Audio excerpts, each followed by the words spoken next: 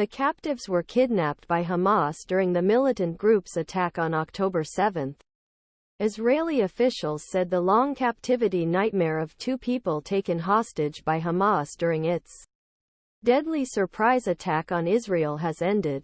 Judith Raanan, 59, and her daughter Natalie Raanan, 17, were released by Hamas to the Red Cross and are now back in Israel, the Israel Defense Forces said. His conditions were not immediately clear. The Raanans are from Illinois. Ben Raanan, Natalie Raanan's brother and Judith Raanan's son, said his mother and sister were in Israel for a relative's birthday when they were taken hostage. Israeli Prime Minister Benjamin Netanyahu said in statement that hostages were taken at Gaza Strip border and taken to a meeting point at military base in center of country, where their family members were waiting there.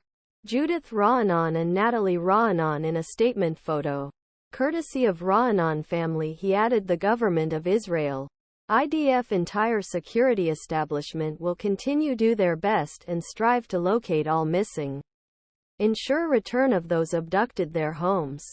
Hamas said in a statement that mother-daughter hostages, both Americans, were released for humanitarian reasons in order to prove to American people world that claims of Biden his fascist administration are false unfounded. ICRC chief Mirjana Spoljaric said the release of 2 hostages in Gaza today is a glimmer of hope.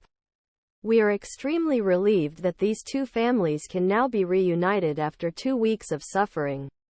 President Joe Biden said in a statement that he was very pleased with news of the Raanans' release, and thanked governments of Qatar and Israel for their partnership in securing their release.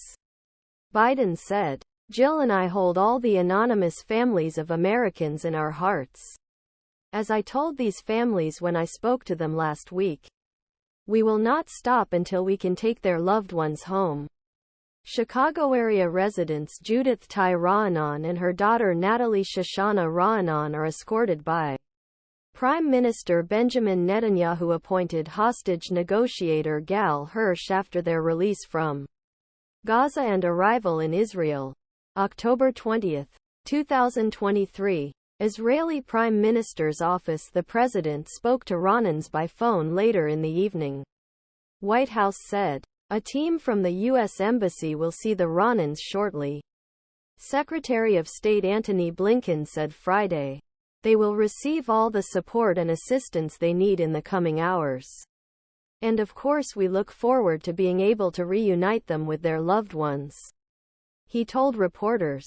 Jeff Woodke, who was freed by al-Qaeda earlier this year after 6.5 years in captivity, told ABC News that the Raanans will face a strict agenda before returning home.